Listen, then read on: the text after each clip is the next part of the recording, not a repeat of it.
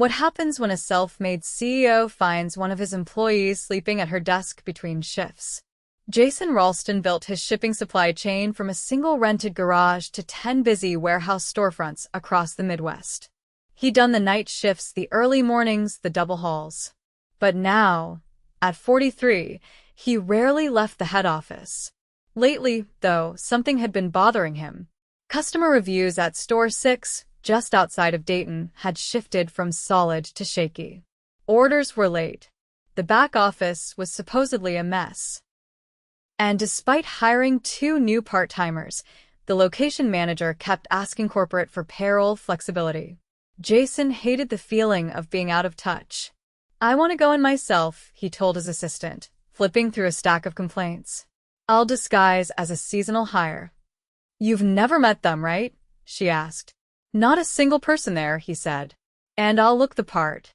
A week later, Jason walked into Store 6 wearing a faded hoodie, thick glasses, and a buzz cut under a worn beanie. He used the name Jake.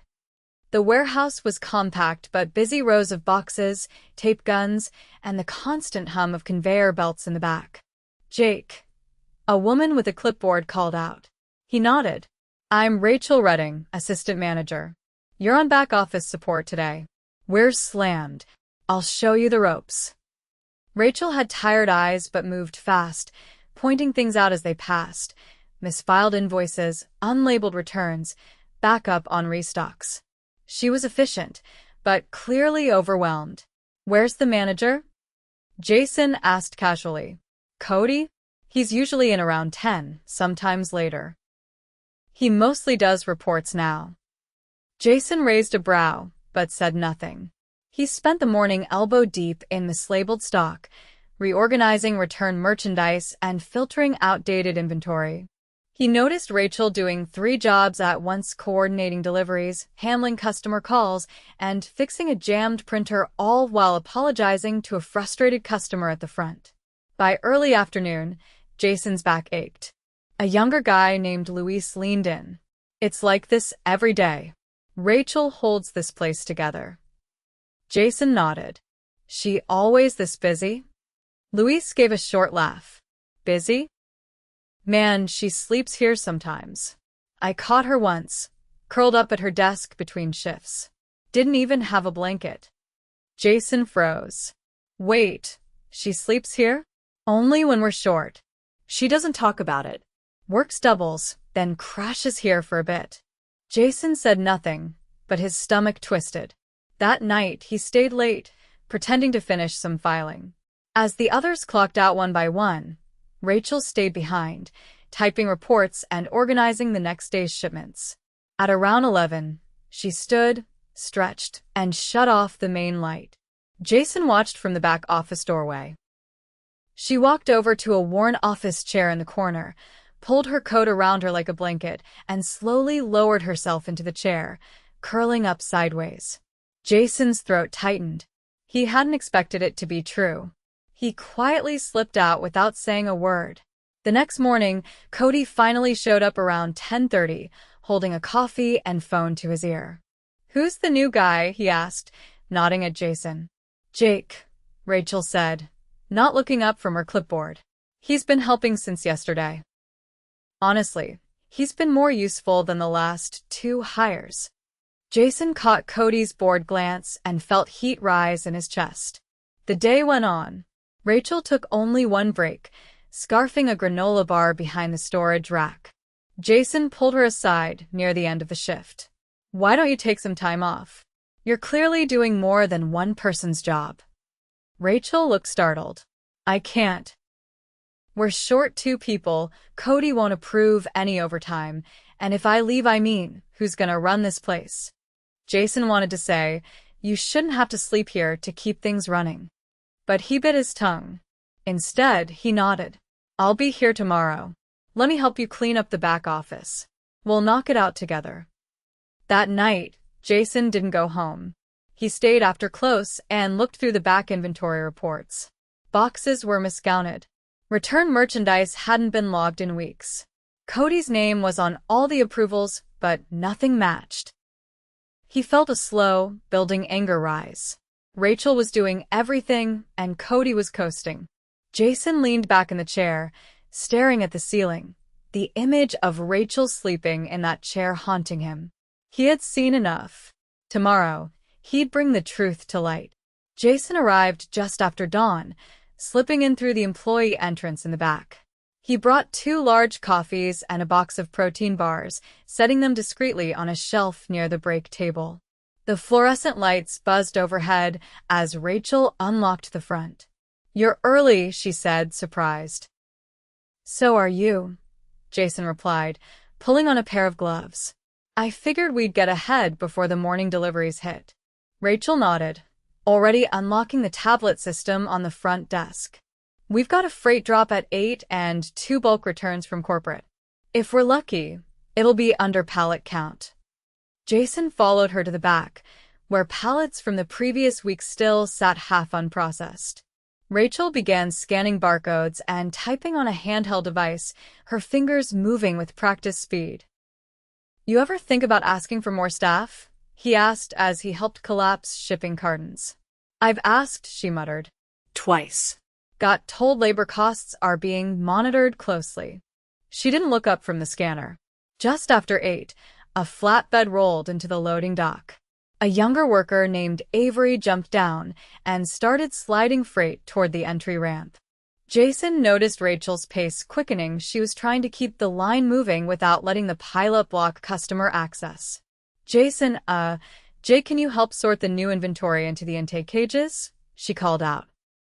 "Just follow the codes on the boxes." He nodded and got to work, but it quickly became clear something was off. Several of the barcodes didn't match the inventory sheets. Some boxes were marked as returned but looked unopened. Others had labels from completely different locations. Jason flagged one and held it up.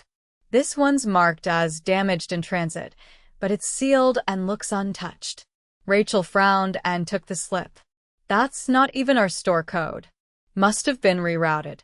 Again? Jason raised an eyebrow. "Yeah," she said. "We've been getting bad returns for weeks. Cody said it's a system glitch, but I've been logging all of them. We're up to over 30 mismatched boxes this month." Jason stepped back, watching her as she methodically logged the details into a spreadsheet she had created herself. It wasn't part of any official system. This was her own way of keeping track. He could tell she didn't trust the data coming from above. By mid-morning, Cody finally showed up, wearing a branded vest and sunglasses, holding a breakfast burrito with one hand and typing on his phone with the other. He walked past the freight area without acknowledging anyone and went straight into the office. Rachel didn't say a word. Jason kept working, but noticed Cody wasn't even logging into the warehouse system. Instead, he was pacing around on calls, scrolling through social media, and occasionally glancing at the security monitors, as if that counted as supervision. At one point, Jason approached him while carrying a stack of misfiled invoices. "Hey, these returns aren't in the system," he said.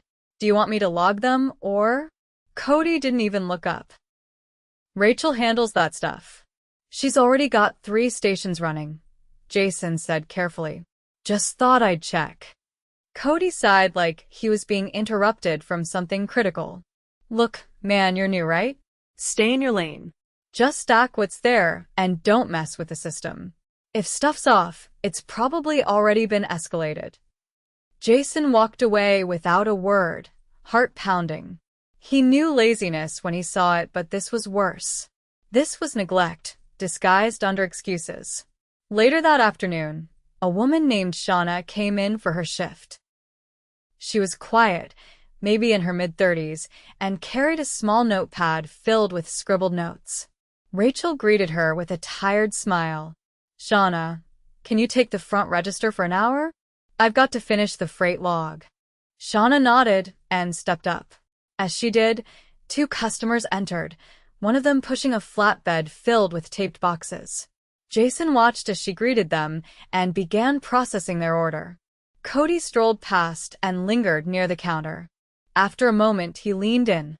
"Shauna, try not to talk too much this time, yeah? We've got a line forming."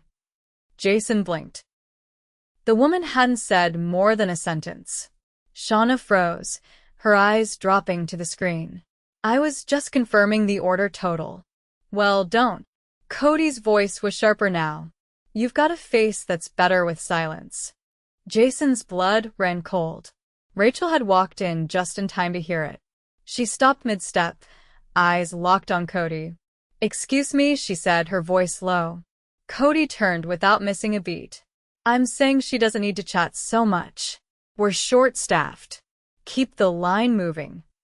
Rachel didn't respond. She just looked at Shauna, who was now visibly shaken but trying to focus on the customer. Jason stepped up beside her and gently took over the register. "Shauna, go take 5. I've got this." She hesitated, eyes darting to Cody, then nodded and stepped away. Jason turned to Rachel. "How long has that been going on?" "I don't even know where to start," she said quietly. He said worse. Jason didn't say another word. He walked straight into the office, opened the door, and shut it behind him. Cody looked up from his phone. You need something?" Jason pulled off his beanie and glasses, tossing them on the desk. Yeah. "I need you to pack up your things." "What?" "I'm Jason Ralston." Cody stood up fast, his face pale as cement. "This is a joke, right?" Jason's voice didn't rise. "You've been skating by on Rachel's work. You've ignored every red flag in operations, let inventory errors pile up, and you just humiliated a woman in front of customers." "I didn't mean it like that," Cody stammered. "It was a joke. We mess with each other here." "No," Jason said sharply. "You don't speak to people like that. Ever. You're done. Effective immediately." Cody opened his mouth to argue, but Jason raised a hand. "HR's already been alerted. You'll get your final paperwork by the end of the day. Do not speak to any more staff. Do not leave this office until someone from corporate arrives." Jason left the room and shut the door. Rachel was standing near the back register, staring. "You okay?" he asked. She nodded slowly. "What just happened?" "I'll explain. Not here. But you'll never have to see him again." She didn't speak, but her shoulders dropped slightly. Shauna returned from the break room, and when Rachel met her eyes, she gave her a small, reassuring nod. Jason walked to the warehouse floor and looked around. There was still freight to sort, boxes to inventory, systems to fix, but for the first time since he arrived, he felt like something had shifted. The most important thing had started to change. Jason stayed while past closing that night. He waited until the last employee clocked out, then reopened the office door where Cody sat, arms crossed, staring at the wall. A regional HR manager had arrived an hour earlier, quietly collecting the access credentials and corporate reports Cody had failed to submit for weeks. Everything had been documented. There would be no return. Jason didn't speak to him again. He simply watched as he signed the final forms, handed over his security badge, and walked out with a company-issued folder tucked under his arm. The door closed behind him with a soft click, and Jason sat down heavily in the chair Cody had just vacated. He rubbed his temples, then opened a drawer. More unfiled shipment logs. A stack of unopened mail. An envelope labeled Payroll Discrepancies March. He didn't need to read it to know what it would say. By the time he left the building, the parking lot was nearly empty. Rachel's car was still there. He looked over, then walked back inside and found her in the back office, sorting envelopes into labeled trays she'd made from cardboard dividers. "He's gone," Jason said quietly. Rachel didn't stop organizing. "I figured. I didn't want to make a scene in front of everyone," he added. "But I had to act." Rachel nodded once, then turned to face him. "Are you here to clean up, or are you going back to the head office now?" "I'm staying," Jason said. "For the rest of the week. Maybe longer." The next morning, he arrived before sunrise again. Luis was already pulling pallets onto the sorting floor, and Avery was taping up returns. There was no music playing, no idle talking, just the steady rhythm of work. Jason pulled on gloves and started helping without a word. For the next few hours, He moved between stations, quietly watching how things ran without a manager in place. Rachel was the only one taking initiative, as usual, setting schedules, double-checking weight limits, catching misrouted items before they were processed. At noon, Jason called her into the office. "You've been running this store without the title," he said. "I want to offer you the manager role. Officially." Rachel sat down slowly, her hands folding in her lap. "I don't know." "You don't know?" "I've been doing all of this because I had to," she said. "Not because I wanted to manage anyone. I was just trying to keep things from falling apart." "I understand that," Jason said. "But I've seen how the others follow your lead. You don't order people around. You lift them." Rachel looked at him, tired but steady. "If I say yes, I want hiring power. I want to bring in people who actually want to be here." "Done," Jason said. "And staffing budget flexibility. We're reworking it immediately." Rachel leaned back slightly, thinking, "You're serious? I'm here, aren't I?" That same afternoon, Jason called a staff meeting in the break area.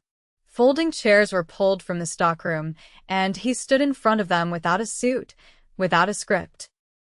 Just a worn sweatshirt and his hands tucked into his pockets. "I owe all of you an apology," he began. "I built this company with the idea that every store would run on hard work, not burnout. That every employee would be heard. But somewhere along the way, I stopped listening. I let people like Cody slip through, and I didn't see what it was costing you."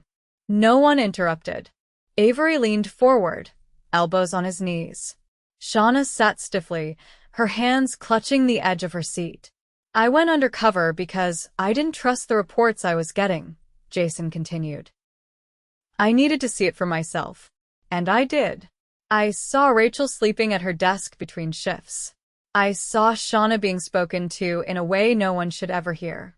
I saw all of you holding this place together, without the support you deserve." He paused. "That ends now."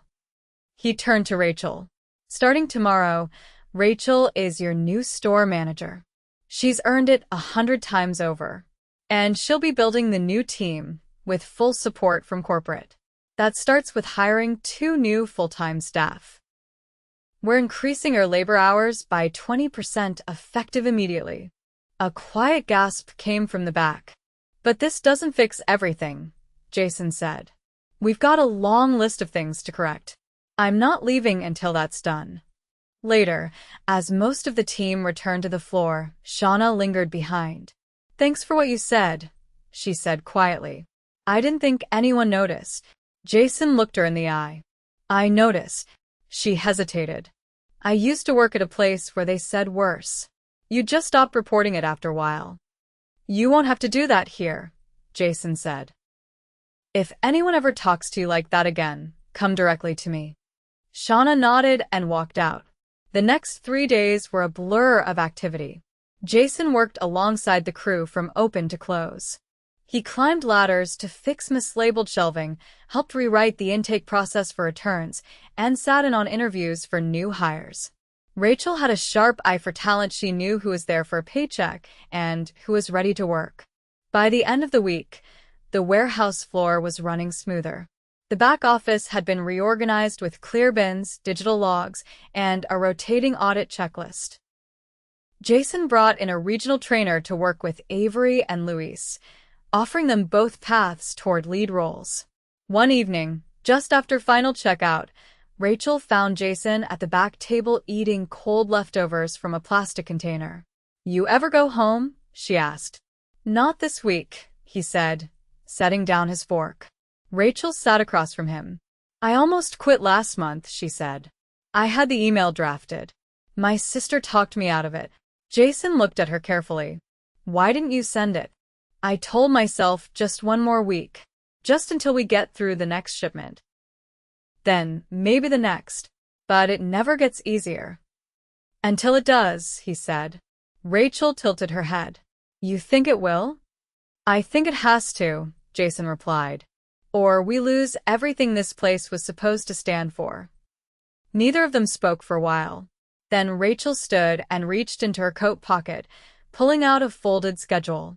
"These are the shifts I want to run starting next week if you're serious about giving me full control." Jason took the paper. "I'm serious." She nodded once, then left. Jason sat there alone for a long time, watching the last of the security feeds shutter off one by one. He wasn't sure when exactly he'd lost touch with the ground level of his company. But now he knew what it looked like when it broke. And he knew what it looked like to rebuild. Not with policies or slogans, but with people.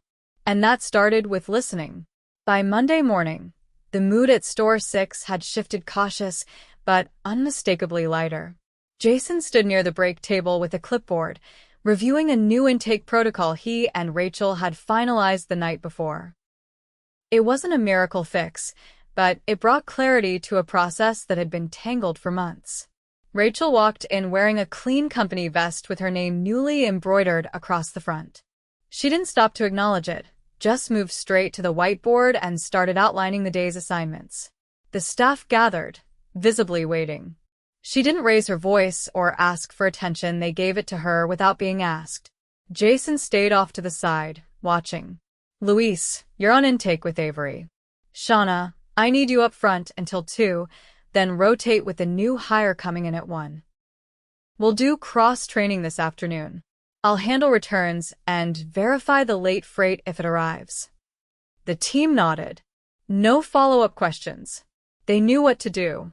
By mid-morning, Jason joined Rachel in the back room as she scanned a crate of mismatched returns. "This batch is from a store in Lexington," she said, holding up a label. "They're tagging local returns and shipping them here again. This is the 3rd time." Jason took a closer look. "They're offloading inventory. Trying to clear their books before quarter close," Rachel said. "I flagged it last week. Regional Logistics hasn't responded." Jason took out his phone and called the head of logistics directly. "Your team's bouncing returns from Lexington through Store 6. That ends today. If there's a backlog, handle it where it started." He hung up without waiting for a reply. Rachel raised an eyebrow. "That's one way to get things done." "I've been too polite for too long," Jason said. "Turns out that doesn't scale." Around noon, the new hire arrived, a tall woman with a quiet, methodical presence. Her name was Kenya, and Rachel had handpicked her from 3 interviews over the weekend. She assigned her to shadow Shauna, who walked her through register controls and how to handle bulk shipping orders. Jason stayed nearby, watching from a distance. Kenya didn't ask many questions, but she absorbed everything. When a customer came in with a complicated international return, she stepped in without being prompted, flipping through the laminated guide and confirming the barcode requirements. Shauna gave her a small nod of approval, not praise, just quiet acknowledgement. Jason leaned toward Rachel. "She's sharp." "She listens," Rachel replied. "That's half the job." They stood silently for a moment, watching the floor move in sync. Later that afternoon, Jason joined Avery and Luis as they unloaded a late pallet from a third-party carrier. The shipment was badly stacked boxes leaning, some partially crushed. Jason crouched down and peeled back the stretch wrap. "2 of these are compromised," he said. "We can't store them like this." Luis wiped his forehead with the back of his wrist. "This carrier's been doing this for weeks. They rushed the pack job to hit their route times." Jason stood and pulled out his phone again. "No more pickups from them. I'll authorize a new contract with someone else." Luis looked at him, surprised. "You're just cutting them off? They're damaging inventory. That costs us more than the contract." Avery let out a low whistle. "I've been reporting them for a month. No one did anything." "Now someone has," Jason said. "That's the new standard." By closing, the team was tired but steady. Rachel dismissed everyone at shift end, then stayed behind to audit a final set of returns. Jason walked in as she was finishing the last item. "You don't need to stay late," he said. "I know," she replied, "but I want to make sure the new system holds. If we don't start clean, it'll slide." He nodded, then set a folder on the desk in front of her. What's that? Promotion packet. Includes salary bump, paid training budget, and discretionary bonus authority. Rachel didn't touch it. I'm not doing this for the bonus. I know, Jason said. But I am. She looked up, waiting. I'm doing this to make sure what happened here doesn't happen again. At any store. Rachel closed the folder and set it aside. Then you'll need to do more than write policies. I am, Jason said. Tomorrow, I'm visiting store 3. After that, store 9. I'll be rotating through all of them over the next 2 months. No advance notice. No filters. Rachel leaned back slightly. You're going undercover again? Not exactly. I won't pretend to be someone I'm not.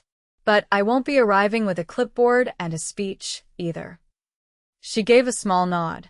That might actually work. Jason looked around the office. The overhead light buzzed faintly. The air smelled like cardboard and floor polish. But the energy was different now, not frantic, not heavy. Just still. I had this idea when I started, he said. That the company should feel like a place where people want to work, not just need to. Rachel didn't answer right away. It still can, she said finally. But you have to keep showing up. I will. He picked up the folder and handed it to her again. This time she took it. As they walked out together, she locked the front door and handed him the key. I'll be in early tomorrow. Kenya's doing her first solo shift. I want her to feel supported. I'll be here, Jason said. They stood for a moment under the awning. The parking lot was empty, lit by a single flickering lamp near the loading dock. Rachel turned to leave, but paused. You know, when I first saw you stacking boxes last week, I thought you were just another temp they forgot to train. Jason smiled. I was. She raised an eyebrow. Until I paid attention, he added. Rachel didn't say anything else. She just gave him a look, a quiet, steady look that said she understood what he meant, and walked to her car. Jason stood alone for a while, watching the lights blink through the warehouse windows. He'd come looking for answers. What he found was a woman holding a broken system together with duct tape and grit. And a team that hadn't given up, even when they had every reason to. Now it was his turn to make sure they never had to again.